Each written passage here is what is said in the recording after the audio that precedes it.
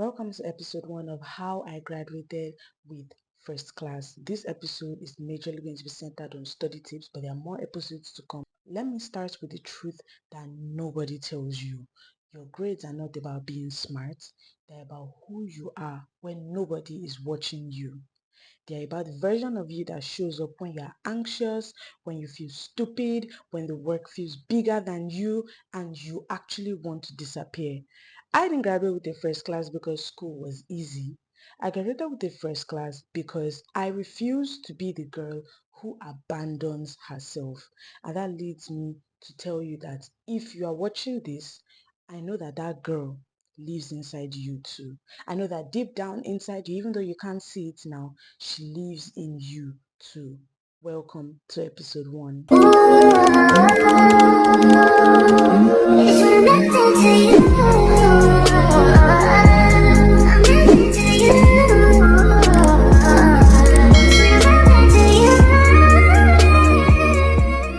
Hi, my name is Blossom and I'm here to make sure that you never settle for a life that's less than the life that you deserve. Today we are entering a series that I've been dying to talk about. I've been dying to come on here and speak about, and it's how I graduated with the first class. This is raw, this is real, this is human, this is not some emotional or motivational stuff. It's not aesthetic girls' lies, it's just the actual unfiltered process of how I actually did it. And this episode is just mainly study tips, but deeper than that, learning how to learn, understanding your brain, understanding yourself, and building discipline that lasts and doesn't collapse the moment you are overwhelmed is exactly how to. This is for the girlies, this is for the 18 to 25 girlies navigating life identity, trying to become the highest and the best version of yourself. So let's get into the video. So let's start with chapter 1, recalibrating your mind. We were taught to study, but we were never taught how to study. And that's where 90% of people get it wrong. Like, I'm not kidding, 90% of people get it wrong. And many people fail not because they are dumb. There's no such thing as being dumb, but they fail because they are studying like someone else, someone faster, someone slower, someone with different attention, patterns, someone with different memory architecture, someone who simply is not them or is not like them. Psych research actually shows that people remember up to 70% more information when they study using techniques that are tailored to their own learning style and to their own needs. So the real work, the beginning, the foundational work is learning how to learn. So you have to study yourself before you actually start studying your books. Yeah, it sounds cliche, but it's true. If you want an A, you need to begin with self-awareness. And that leads me to chapter 2, which is there's no such thing as slow learner, fast learner. It does exist, but it's not an hindrance. It doesn't hold you back. It does not matter. The timeline actually matters, because being a slow learner is not a disadvantage. Being a fast learner is not a superpower. You know what actually matters? Your spacing, your timing, and your pacing. If you learn slowly, it does not mean school is not for you. It simply means that your learning timeline is different from others. If a fast learner needs 3 months, that means that a slow learner may need 6, right? It doesn't mean that the slow learner is doing harder work. It just means that you're going to be doing different distribution. So this is why spacing works actually. Your brain retains information better when it's exposed repeatedly over time rather than in one stretch. And that's actually what is called spaced repetition. It's a method that is backed by decades of cognitive psychology research. You should actually read more on it. So if I were a slow learner, this is exactly what I would do. So from the very first week of the semester, I would study 30 minutes in the morning, 30 minutes in the night, and that gives me about 1 hour per day, right? That is it. It's easy, it's digestible, and it's gentle, and it's not overwhelming. So, and by the time it's exam season, you'll literally be untouchable. I know it sounds like a lot of work, but of course it's not every day. You can make this 3 to 4 times a week, or whenever it's convenient for you, but just make sure that you're hitting your quota every week.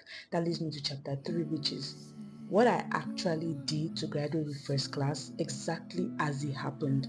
And this is the raw, unfiltered truth that you asked for. these are the actual methods that I actually used. The first thing was I recorded my voice when reading. So I listened back only after I had like a general overview of the topic I was reading on. Hearing my own voice helped things stick better.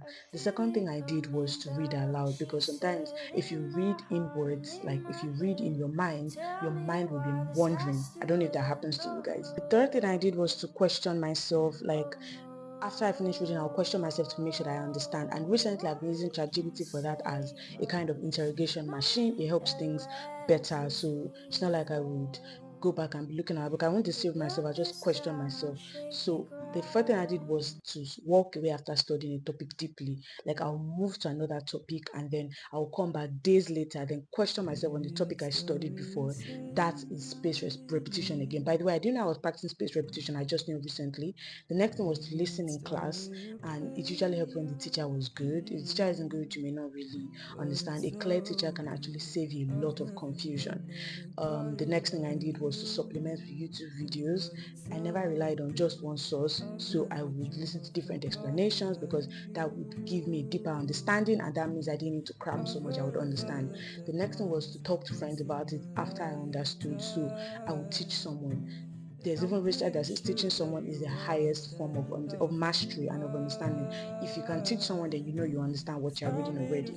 Then I would ask people who understood better to explain, like no shame or anything. Just if I know you understand better, I'll just ask you to explain. It can even be the morning before the exam. I'll just, okay, please, could you explain to me, okay, how you understand this, how you understand this, and it really, really helped. Okay, so that moves us to chapter 4, which is study tips I wish I did, but I never did. If I could go back, I would learn ahead of class. I would start reading from day one. I never did this. I would attend class more. Really, I needed to.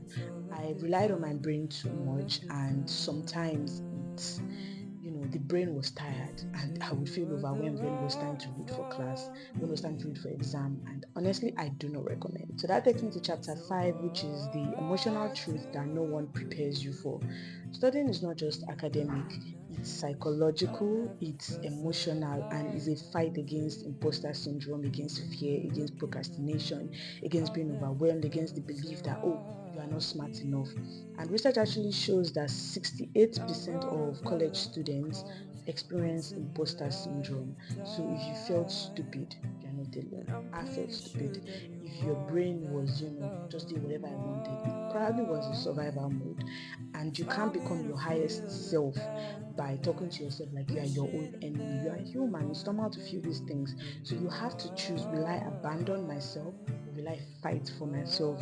And it's because first class is not just a grade, it's an identity, it's a decision, it's a commitment to not betraying yourself.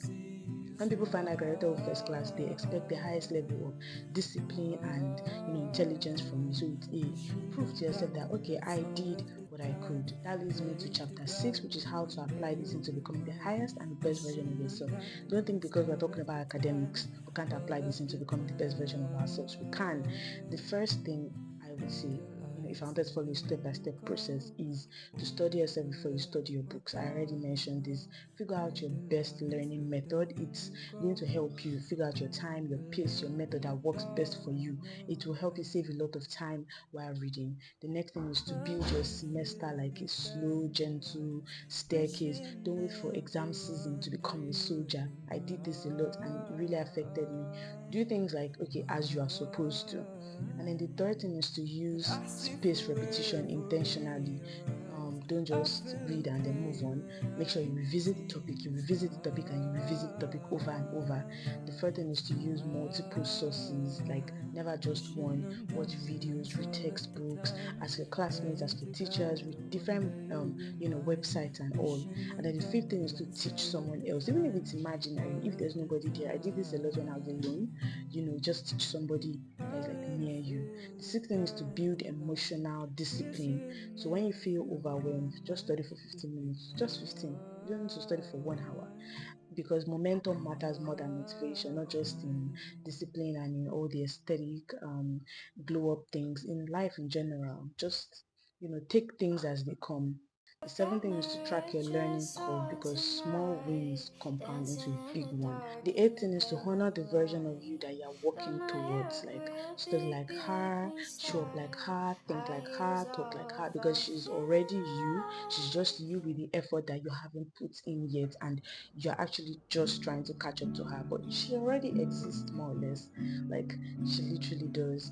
Thank you so much for listening. This is just episode 1. There will be a lot more episodes in this series, and next episode I'll actually be talking about imposter syndrome, and other episodes I'll be talking about discipline, fear, motivation, the deep parts that nobody addresses properly because we are actually on a journey to making ourselves the highest version of ourselves, and it also applies to like our academics and every other thing. So thank you so much for watching. Bye.